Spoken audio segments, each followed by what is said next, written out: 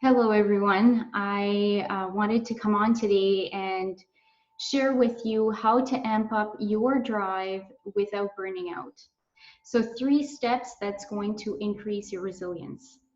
The reason I was inspired to do this today is because it's been a hot topic of conversation for me over the past week in different groups and in different conversations I've been in.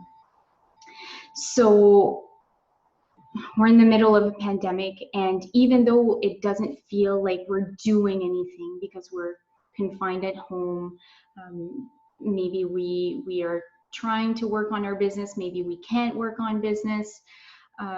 So we feel stuck right now, and we don't feel like we're moving, but we're still gritting through our day, and we are pushing through the physical, the emotional, the mental obstacles that is in front of us, or that are in front of us, and that is creating stress on the body, and we are gritting through it. So I want to share these 3 steps that you can take today that's going to reduce your stress. It's going to increase your drive and your resilience, give you a nice boost and feel really, really good. So the first thing that you need to know is the difference between your goals and your purpose. So a goal is finite. It has a beginning, it has an end. It's very focused on what we do to accomplish. So it's focused on us, what we are doing and what we are accomplishing. So you will achieve goals that it's, a 6-month goal, a 2-year goal, a 10-year goal. It still has an end. Compare that to your purpose. Your purpose is infinite. It's your overarching mission. It's why, in Simon Sinek's word, why we are doing what we are doing. And the EQ term that I use for that is the noble goal.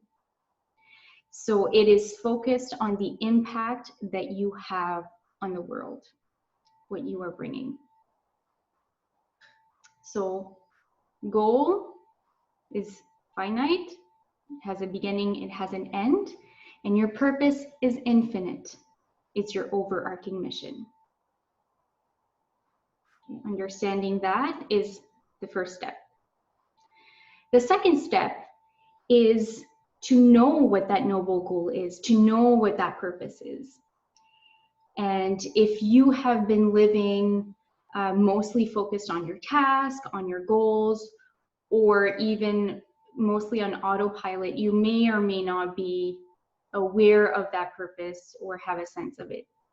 So I just want to leave you with a small exercise that you can do to start tapping into what is that purpose. So it's a visualization exercise. You are going to visualize yourself in 5 years, in 10 years, and then at the end of your life.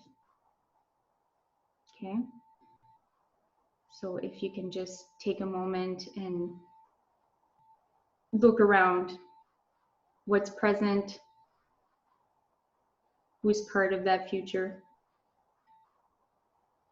Then imagine feeling proud and completely satisfied with the life that you've lived. What legacy are you leaving behind?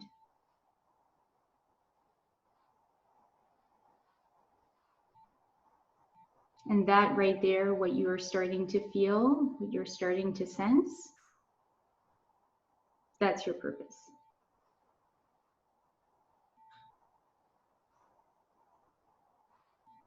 So once you are clear about that purpose,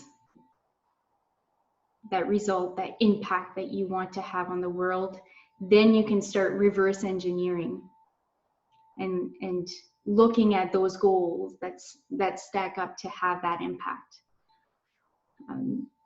And you can also, it doesn't have to be linear because we know that disruptions happen. So what are the different ways that you can have that impact? What are the different goals that you could commit to?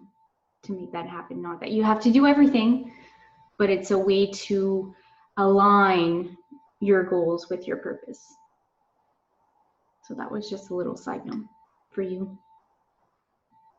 Now, the third step and the most important step is anchoring to your noble goal. So anchoring to that purpose.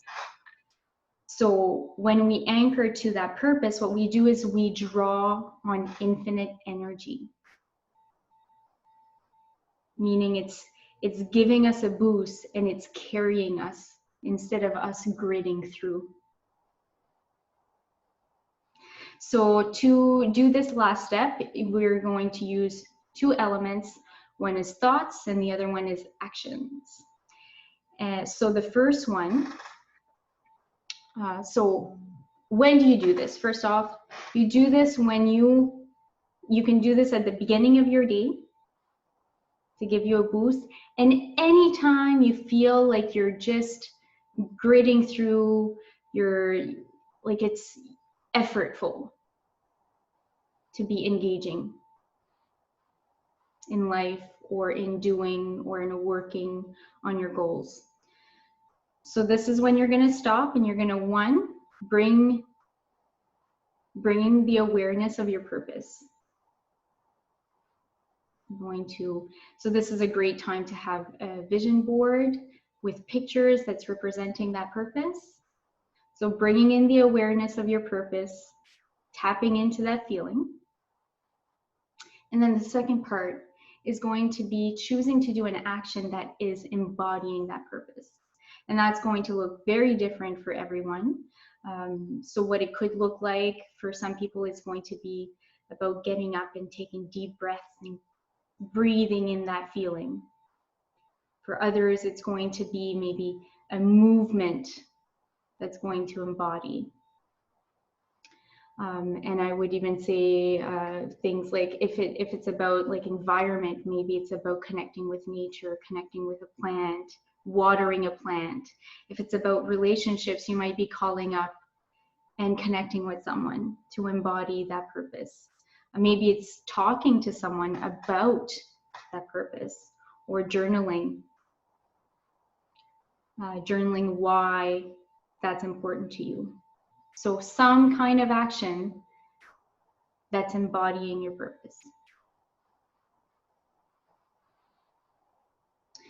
So as soon as you do combine these two things and anchor to your noble goal, you will feel that boost of energy. It's going to lift you up so you don't have to grit through your day, through this moment. And I would want to be clear here, I am not against grit. Grit is important and it's useful. It's great for short term when you have to get through something that is difficult or uncomfortable, with the understanding that it's temporary. So I like to think of it like Mario Kart, the Nintendo game we played when we were kids. So the racetrack is your life. The race is the goal, has a start, has an end. And then we have those power-ups that you can hit, right? That's your grit.